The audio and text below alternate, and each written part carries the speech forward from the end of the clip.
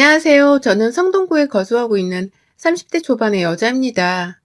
나는 절대로 겪고 살지 않겠다고 다짐을 하고서 결혼했는데 저도 별 수 없는 보통의 며느리던가 보더군요. 그렇게 경계를 하던 시집살이를 결혼하자마자 당해버렸네요. 급기야 저희 엄마까지 나서야 했던 저희 시어머니가 부린 그 어마무시한 시집살이를 오늘 이 사연을 통해 만천하에 공개해버리고자 합니다. 시집살이로 어처구니 없는 고생을 하며 인생을 달리고 계시는 며느님들, 그리고 애비 며느님들은 주목을 해주시길 바라며 제 사연을 바로 시작할게요. 저는 어릴 적부터 저희 엄마가 고생을 하는 걸 참 가까이에서 오래도록 보고 자랐어요. 저희 할머니가 엄마한테 참 지독한 시집살이를 부리시며 사셨거든요. 거기에 고모들까지 합세를 해서는 진짜 이루 말할 수가 없을 정도로 엄마가 고생을 하셨어요. 가장 어릴 적 기억 중에서는 고모네 집에 놀러를 갔는데 고모들이랑 아빠가 엄마만 쏙 빼놓고서 방 안에서 TV를 보느라 드러누워 있었고, 엄마는 혼자서 그 좁은 고모네 부엌에 들어가선 설거지를 하며 한숨을 푹푹 쉬고 있는 날이 있었어요. 방 안에서 고모들과 아빠는 뭐가 그리 즐거운지 자기들끼리 껄껄거리면서 밥장도새로 하고 있었는데, 우리 엄마는 혼자서 그 많은 사람들이 해치워 먹은 밥그릇들을 씻어가면서 힘들어하고 계시는 게 적나라하게 비교가 되었답니다. 제가 학교를 채 들어가지도 않았던 어린아이였지만 그 당시 엄마가 너무 불쌍해 보이고 걱정이 된다면서 지금까지도 또렷하게 기억이 나는 순간이에요. 그때의 기억을 시작으로 그 후로도 우리 엄마만 고생을 하는 장면들이 문득문득 참 많았어요. 고모네 집은 하필 저희 집이랑 가까웠던 바람에 정말 자주 불려갔었는데, 그 많은 대식구들 밥을 하고 설거지를 하는 것까지 죄다 우리 엄마의 몫인 것을 전 참 쉽게 보고 자랐습니다. 저희 할머니가 딸만 5에 아들은 우리 아빠 딱 하나만 낳았거든요. 저한테는 친척들이 많아서 복작복작하니 좋은 것이었지만 엄마한테는 입장 바꿔 생각을 해보면 시누이가 무려 하나도 아닌 5인 꼴이었으니 기가 막힌 가족 구성원이었죠. 그 많은 사람들 중에서 단 한 명도 엄마한테 도와주겠다고 말하는 사람이 없었고요. 고모들의 그 시집살이들이 다 우리 할머니한테서 시작된 것이었습니다.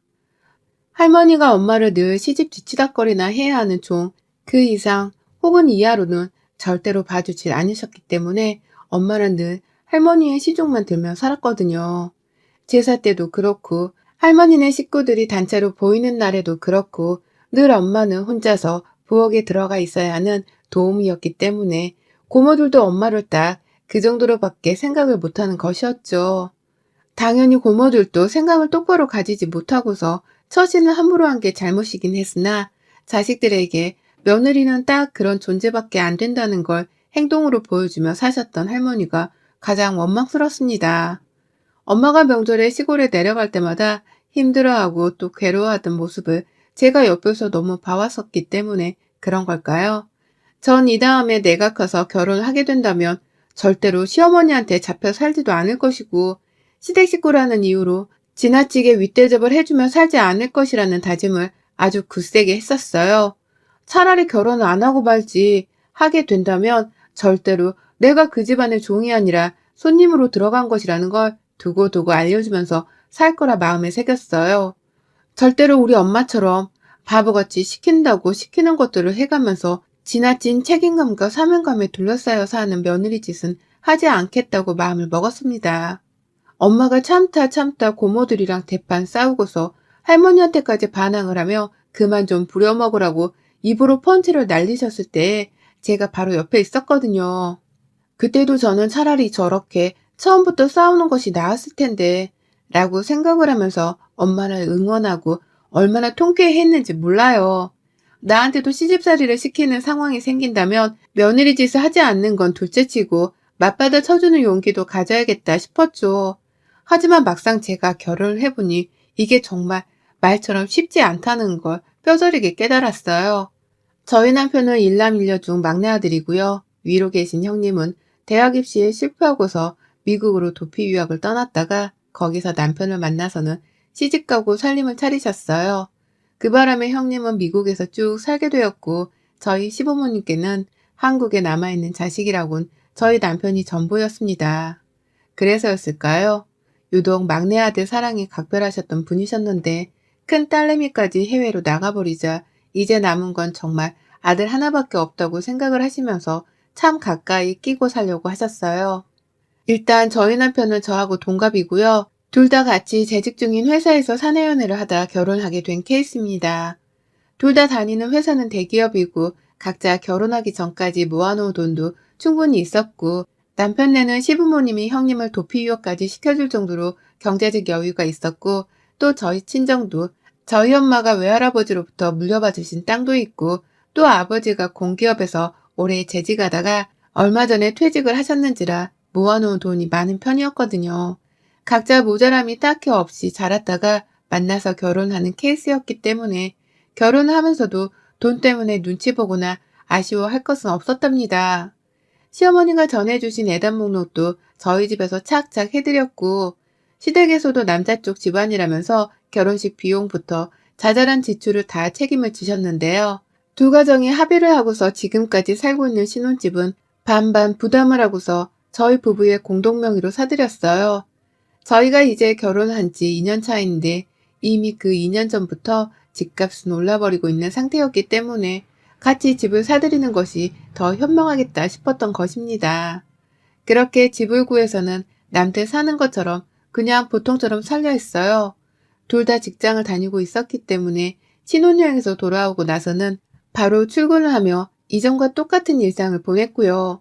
그럼에도 불구하고 아무래도 둘 다 젊은 신혼부부였다 보니 함께 삶을 해볼 수 있는 부부의 삶도 잘 실천하며 살아보려 했습니다. 둘 다 맞벌이를 하고 있었기 때문에 누구 하나가 살림을 책임지려 하는 게 아니라 서로 시간이 남는 사람 혹은 번갈아 가면서 살림을 도우려 했죠. 저도 제가 여자이긴 하지만 제가 요리를 해야 한다는 생각은 전혀 하질 않았었고 그에 대해서는 남편도 누누이 말을 했었기 때문에 주로 저희 집에서 밥을 하는 건 남편이 담당을 했어요. 저보다 남편이 요리하는 걸 좋아라 하고 또 실제로 요리도 잘하는 편이었거든요.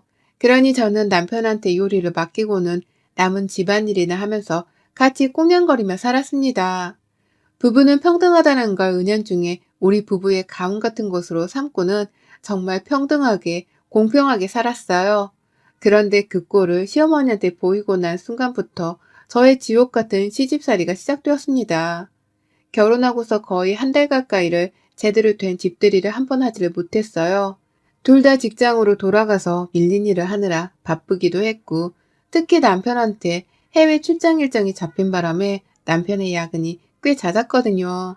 그래서 웬만하면 우리 부부가 좀 여유 있을 때 초대를 하자고 마음을 먹었고 그러다 보니 결혼하고 2달 차가 지나갈 때쯤 겨우 집들이를 한다고 시부모님을 초대했는데 그날 어머님은 남편이 앞치마를 메고서 요리를 다 자기가 한 거라면서 자랑스럽게 꺼내 보이자 저를 엄청 째려보셨어요. 말로 혼을 내신 건 아니었지만 왜 자기 아들이 요리를 하고 있냐면서 저를 따로 화장실 앞으로 불러 물어보기도 하셨고 내내 얼굴 표정이 불편한 채로 음식을 깨작깨작 드시다가 일어나셨죠. 그리고는 그 다음날 바로 회사에 있는 저한테 전화를 하셔서는 하나하나 물어보시더라고요. 이를테면 그동안에도 결혼하고서 쭉 네 남편이 요리를 했냐고 물어도 보셨고 그럼 설거지랑 세탁기 돌리는 것도 다 걔가 하냐면서 자기 아들이 도대체 왜 살림을 하고 있는지에 대해서 모르는 듯 물어보셨어요. 황당함도 덧붙여서 말이죠.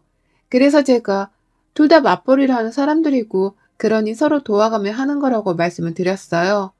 누가 더 하고 말고 하는 게 아니라 저희는 부부니까 함께 해나가면서 사는 중이에요, 어머님. 라고 웃으면서 말입니다. 그러자 어머님은 그래, 니들 참 보기 좋은 부부다. 라고 하면서 마치 마지못해 대답하듯 말씀을 하셨고요. 전화를 끊고서는 한동안 잠잠하셨는데 그 후 설날에 저 진짜 허리가 뽀셔지는 줄 알았습니다. 다 같이 서울에 살고 있으니 명절이라고 시댁에 내려갈 일도 잘 없었고요. 그래서 진짜 가벼운 마음으로 설을 보내려고 시댁에 갔거든요. 그런데 남편이 말하기로는 제사도 그냥 간단하게 지내고서 가족들끼리 후다닥 쉬는 편이라고 했었는데도 불구하고 집안의 제사가 한가득이더라고요. 남들은 설 명절 중에서 하루만 제사를 지낸다고 하면 저희 집은 시어머니가 오만 조상들을 다 끄집어 내셔서는 제사를 지내겠다며 하루에 몇 번씩 연휴 내내 그 짓을 하게 시키신 겁니다. 남편이랑 시아버지도 또 하는 거야? 언제부터 이렇게 챙긴 거야? 라고 하면서 당황을 하셨고, 시어머니도 얼핏 보기로는 제사가 많아지니 번거로워하는 것 같았어요. 하지만 힘들어하진 않으셨죠. 그 제사 준비를 하느라 필요한 음식을 만드는 건 다 제가 해야 했으니까요. 하나부터 열까지 아무것도 준비를 하지 않은 채 음식만 사놓으신 어머님은 너가 해야 하는 건 다 종이에 적어놨으니까 시킨 대로만 해. 라고 하면서 주문을 내린 바람에 저는 친정에서도 엄마 너머로만 보고 해왔던 그 제사 음식을 혼자서 생으로 준비했어요. 과일 머리를 깎아놓지도 않아서 그 사소한 것까지 저 혼자서 다 했고요. 당연히 저희 남편은 이 많은 걸 어떻게 혼자 하냐면서 저를 돕겠다고 또 앞치마를 뺏어 입고 나섰는데 시어머니가 그 앞치마를 보더니만 바로 부엌으로 들어와서는 너 엄마가 이렇게 하라고 가르쳤어? 라고 하며 큰 소리를 내셨어요. 그리고는 그 앞치마를 뺏어서 다시 제게 돌려주며 우리 집에 들어온 이상 며느리 역할은 좀 제대로 해주지 그러니? 내가 다 너 가르치려고 이러는 거다. 네가 좀 요리도 해보고 제사 음식을 어떻게 지내는지를 배워놔야 나중에 네 새끼 태어나도 좋은 밥 해먹을 수 있고 또 네가 제사를 물려받을 수도 있는 거니까 다 널 위해서 시키는 거야. 라고 말을 하셨어요. 종이에 제가 할 일을 적어놓은 것만 봐도 절 괴롭히려 작정한 게 눈에 다 보였었죠. 하지만 그게 다 절 위한 거라고 새빨간 거짓말을 하는 어머님이 너무 얄미웠습니다. 이게 바로 시집살이인데 다른 사람도 아닌 내가 결혼하자마자 이런 시집살이를 당하게 되었다는 생각에 말도 못하게 억울했죠. 생각했던 대로 시어머니께 반항을 하고 맞서 싸워서라도 며느리를 손님 대접해달라고 말을 해야 하나 싶어서 머릿속에서는 오만 가지 생각이 다 났는데요. 아무것도 하지 못했어요. 나 때문에 시댁에서 첫 명절부터 싸움이 날까 싶어 그냥 참게 되더라고요. 시아버지랑 남편이 어떻게든 절 도와주고 제 일을 덜어주려 눈치를 보시는 게 다 보였는지라 그분들을 위해서라도 참고자 했습니다. 그렇게 저는 설을 개고생하며 보냈고요. 그 후 코로나가 터졌음에도 불구하고 추석에도 찾았네요. 똑같이 고생을 하면서 명절을 보냈고요. 그러다가 남편이 저 고생하는 걸 더는 못 보겠다면서 시어머니께는 코로나 때문에 같은 서울 아니라고 하더라도 더 이상은 시댁에 가지 않겠다고 선언을 해버렸습니다. 저희 친정에 가면 자기는 귀한 손님 대접을 받으면서 장인 장모님께 예쁨만 받으면서 편히 쉬는데 저는 시댁에만 가면 고생을 하느라 얼굴에 힘이 쭉 빠져있는 꼴만 보이는 게 매번 너무 미안했다고 하더라고요. 그러면서 자기 엄마가 며느리를 제대로 대할 줄을 모르시는 것 같으니 조금만 봐달라고 하는데 남편이 그렇게까지 사과를 해줘서 너무 고마웠어요. 그리고는 저도 남편을 믿고선 올 설에 시댁을 찾지 않았죠. 보란듯이 일부러 시어머니께 안부 연락도 드리지를 않은 채 시아버지한테만 대놓고 전화를 드려서는 안부를 여쭙고요. 당연히 시어머니는 설에 며느리가 안 오면 어떡하냐면서 아주 노발대발을 하셨으나 시아버지랑 남편이 모두 다 제 편을 들어주시면서 안 간다고 안 와도 된다고 해주시는 덕분에 아무 탈 없이 무사히 명절을 놀며 보냈습니다. 남편이 배려해준 덕분에 저는 내내 친정에 가서 놀다가 명절 막판에 남편이랑 친정에서 다 같이 밥도 먹었고요. 엄마랑 아빠는 정말 시댁에 안 가도 되냐며 몇 번 더 저를 걱정해 주시며 물었지만 남편은 아주 슬기롭게 대처를 해줬어요. 엄마가 며느리 좀 쉬게 해주고 싶다면서 먼저 오지 말라 배려를 해주셨어요. 라고 대답을 해줬거든요. 그렇게 우리 부모님은 제가 무슨 꼴을 시댁에서 당하며 살고 있었는 줄을 전혀 눈치채지 못하신 채로 무사히 명절들을 지나칠 줄 알았는데 그런데 아이고 제가 올설에 시댁에 가지 않았다는 이유로 시어머니께서 글쎄 우리 집 옆집으로 이사를 오셨네요. 지난 8월에 말입니다. 아파트 내 옆동도 아니고 바로 옆집으로요. 남편 표정이 한동안 안 좋아서 걱정이 되었고 시아버지도 저한테 자주 연락이 오셔서는 미안한 게 많다는 소리를 자주 하기 시작하셨어요. 그래서 다들 내가 그 정도로 불쌍해 보이는 건가 싶어 그리 유쾌하지만은 않았는데 그러다가 앞집에서 이사를 나가고 바로 얼마 후 이삿짐들이 들어오더라고요. 주말이었기 때문에 밖에서 사람들 오고 가는 소리가 들려왔는데요. 전 개의치 않았습니다. 나중에라도 마주치면 인사를 하면 되는 거니까요. 그런데 남편이 내내 쿵에서는 말도 제대로 못 걸고 혼자 안절부절 못해하는 거예요. 제가 옆집 이사 오는 것 같다는 소리만 해도 어? 라고 하면서 누가 봐도 이상하게 굴었고요. 뭐지? 싶은 마음에 그냥 남편의 행동을 대놓고 지켜보다가 뭐 나한테 할 말 있으면 해 라고 말을 했는데 남편이 그러더라고요. 옆집 우리 엄마야. 엄마가 이사 왔어. 우리 집 앞으로 라고 말입니다. 정말 믿고 싶지 않았고 믿을래야 믿을 수가 없는 막장 같은 얘기였어요. 시어머니가 우리 앞집으로 이사를 왔다고? 정말 기도 안 찬다며 바로 웃음을 쏟아냈습니다. 그럴 리가 없다고 생각을 했으니까요. 하지만 이내 밖에서 문 열어! 라고 말하는 낯익은 목소리가 들려오면서 저의 불안감은 점점 커졌고요.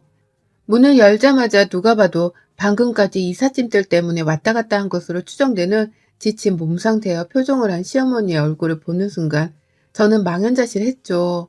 설마 우리가 설날에 시댁을 가지 않았다는 이유로 지금 우리 집 앞까지 이사를 오신 건가 싶어서 뒷골이 땡기고 소름이 쫙 끼쳤습니다. 어머님, 말씀도 없이 어떻게 이런...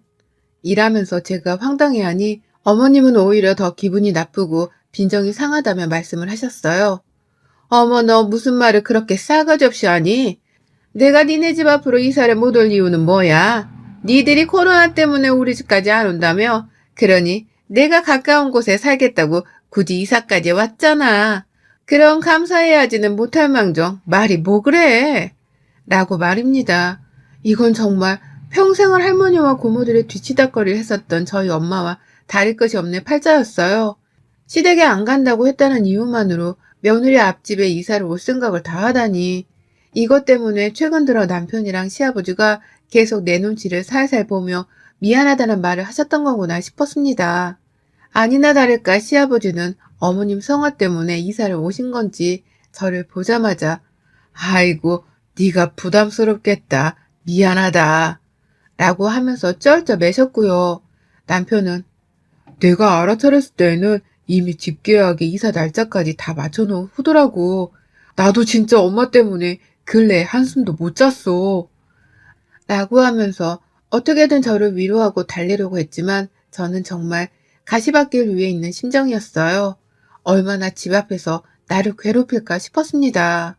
그리고 아니나 다를까 어머니께서는 제 앞집에서 아침 출근하기 전에도 찾아오시고 저녁 퇴근하기 전에 미리 집 비밀번호를 알려달라 하면서 저희 집 앞에서 대기를 하셨어요. 수시로 저희 집을 왔다 갔다 하면서 그날은 누가 요리를 하고 있고 누가 앞치마를 메고 있는지 문 밖에서 노크를 해가며 쳐들어와 확인을 하셨고요. 그렇게 확인하는 것에서 그치질 않은 채 직접 자리 깔고 앉아서 밥까지 얻어먹어 가면서까지 시간을 함께 보내려 하셨습니다. 밥을 다 먹고 나면 저 어릴 적에 엄마가 그랬던 것처럼 저 혼자만 부엌에서 식탁을 치우고 설거지를 하게 내버려 두고서는 어머님이 남편을 데리고서 거실로 억지로 나서버리셨어요. 그 짓을 제가 거의 2달 가까이 겪으면서 저는 정신병에 걸려버릴 지경이었고요. 딸은 엄마 팔자를 닮는다고 하더니만 내가 딱 그 짝이구나 싶었죠. 그러다 저희 친정엄마가 아주 예고도 없이 저희 집에 오겠다고 말씀을 하셨어요. 최근 들어 제가 시어머니 때문에 많이 힘들어했던 바람에 엄마 전화를 못 받을 때도 많았고 받아도 목소리에 힘이 풀려있는 적이 많았었는데요. 엄마가 내내 제 걱정을 하다가 직접 반찬이랑 겉절이 김치를 담갔으니 가지고 가겠다며 연락을 해오셨어요. 당일 저녁에 퇴근하면 그냥 집 앞에 놓아두고 가겠다고 말해줘. 한사코 거절을 했지만 엄마는 내 딸 얼굴 보겠다는데 너 왜 자꾸 엄마 피하는 거야 요즘. 남편이랑 무슨 일 있니? 너 혹시 맞았어? 라고 하면서 급기야 제가 보여줘선 안 될 몸 상태라서 엄마의 연락을 피한다고까지 생각을 하셨어요. 그러니 저도 얘라 모르겠다고 하면서 그냥 엄마한테 알겠다고 하며 집에서 보자고 했죠. 그리고 엄마는 결국 제가 예상을 했던 대로 저희 시어머니와 집 앞에서 마주쳐버리고야 마셨어요. 시어머니가 또 우리 집으로 오겠다고 본인 집에서 나오셨는데 딱 그 모습을 저희 엄마가 봐버리신 것이었죠. 바로 앞집으로 이사를 왔다는 어머님의 말씀에 엄마는 바로 화를 내지도 못하신 채로 꿍한 표정을 지으며 함께 집으로 들어오셨고요. 저한테 자초지종을 빨리 듣고 싶으신 건지 저를 따로 데리고서는 집을 나가려 하시더라고요. 그냥 택시 타고 집에 갈 건데 택시 잡는 걸 도와달라 하면서 말이죠. 그리고 전 그냥 엄마를 따라 나갔어요. 그렇게라도 시어머니를 보고 싶지 않았고 시어머니께 자주 찾아오는 게 불편하다는 티를 팍팍 내고 싶었으니까요. 그리고는 엄마랑 단둘이 서 있던 엘리베이터 앞에서 저 진짜 7살짜리 꼬맹이 마냥 펑펑 울음을 터뜨렸어요. 시어머니가 결혼하고서부터 쭉 시집살이를 시키셨는데 그걸로도 모자라 이번에는 내가 설날에 시댁을 가지 않았다는 이유만으로 보란듯이 우리 앞집에 이사를 오셨다는 말까지 다 해버렸어요. 벌써 2달이 되었는데 맨날 저렇게 우리 집에 제 집 드나들듯이 찾아와서는 누가 요리하는지 지켜보고 감시한다고까지 하며 나 왜 이렇게 살아야 해? 나 이제 엄마가 무슨 기분이었는지 더 많이 알 것 같아. 어떻게 버텼어? 라고 막 울었어요. 그런데 좀 급박한 상황이 전개되었어요. 우리 엄마라면 화는 내시겠지만 일단 남편이랑 먼저 잘 얘기를 해서는 시어머니를 내보내라고 하면서 이성적으로 말씀을 해주실 줄 알았거든요. 그런데 우리 엄마 지하 주차장에 도착한 엘리베이터의 문을 바로 닫고서는 그대로 다시 저희 집으로 올라가셨어요. 뭘 하려고 하냐며 말리려는 저한테 너 입 안 닥쳐? 그걸 왜 이제 말해서는 엄마 가슴에 천불이 나게 해? 라며 급기야 닥치라는 말까지 생전 처음으로 꺼내셨고요. 그 길로 엄마는 저희 집에 들어가선 여전히 거실 한복판에 앉아 TV를 보고 있던 시어머니를 향해 불현듯 너 당장 내 딸 집에서 안 나가? 라는 말로 반말을 시전하며 달려드셨습니다. 내 딸한테 시집살이를 시켰다는 말만으로도 지금 분해 죽겠는데 내 딸 앞집으로 찾아와서는 살살 말려 죽이겠다고 작정을 한 거야? 내가 그러고도 당신을 가만둘 것 같아? 당장 따라 나와. 너 오늘 내 손에 죽을 줄 알아. 라고 하면서 앞뒤 생각도 안 하고 시어머니의 머리채를 잡아당기셨고요. 그 바람에 시어머니도 알 수 없는 말을 뭉개 던지며 우리 엄마 머리채를 잡아당겼어요. 그러니 저도 감히 우리 엄마 머리채를 잡았다며 시어머니께 달려들었는데 엄마가 저를 아주 강하게 밀어내셨어요. 그리고는 무슨 괴력의 사나이 마냥 자기 혼자서 한 손으로 시어머니 머리채를 낚아채선 막 휘두르는 게 아니겠어요? 한 손으론 저한테 멀리 가 있으라고 밀어내는 여유까지 부리시는 겁니다. 이러다 엄마가 시어머니를 죽이겠다 싶은 생각에 남편을 보며 빨리 말리라고 보챘고요. 남편은 시아버지를 부르려고 하다가 안 되겠다면서 자신이 직접 나섰어요. 저희 엄마의 화를 이해한다는 듯이 우리 엄마를 말리기는커녕 자기 엄마의 손을 딱 팔아내 움켜쥐고서는 최대한 멀리 떨어뜨려 놓으려고 했죠. 그러니 그 사이에도 저희 엄마는 몇 대나 더 시어머니께 손찌검을 날렸습니다. 내 딸을 어떻게 키웠는데 감히 염치도 없이 네가 시집살이를 시켜? 당신 딸내미가 시어머니한테 이런 꼴 당하고 살면 당신은 좋겠어? 내가 당신 아들한테도 당신이 한 것처럼 똑같이 처가살이라도 한번 시켜줘? 작정하고 당신 아들 고생 좀 시켜봐. 라고 하면서 한참을 더 소리를 지르며 훈계 같은 말싸움을 하다가 엄마도 힘이 드신 건지 고성을 멈추셨어요. 그 사이 시어머니는 아주 넋이 나간 채로 만신창이가 되어 계셨고요. 남편은 조용히 시어머니 보는 앞에서 장모님, 제가 진짜 면목이 없고 너무 죄송합니다. 최대한 빠른 시일 내에 저희가 이사를 가는 걸로 하겠습니다. 정말 죄송합니다. 라며 허리 숙여 진심으로 사과를 했어요. 그리고는 시어머니께 나가! 제발 좀 나가! 라며 화를 내며 집 밖으로 데리고 나갔죠. 그날 저는 저희 엄마 덕분에 남편으로부터 우리가 직접 이사를 나간다는 확답을 재차 받았고요. 직장을 다니는 저희를 대신해서 저희 엄마가 직접 집까지 알아보시며 아주 일사천리로 이사 준비를 강행했습니다. 시어머니는 그 와중에 저희 엄마가 또 우리 집을 찾아올까 싶은 건지 더 이상 저희 집을 찾아오지 않으셨고요. 오히려 전화를 해서는 니네 엄마 있냐? 라는 걸 가장 첫 인사라고 물어보기까지 하셨어요. 그리고서는 제발 이사를 가지 않으면 안 되겠냐고 자기가 외로워서 그런다며 그제서야 마음에도 없는 사과를 하셨는데요.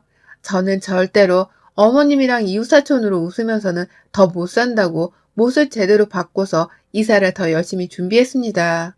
오늘도 엄마랑 집을 알아보고 들어오는 길이에요.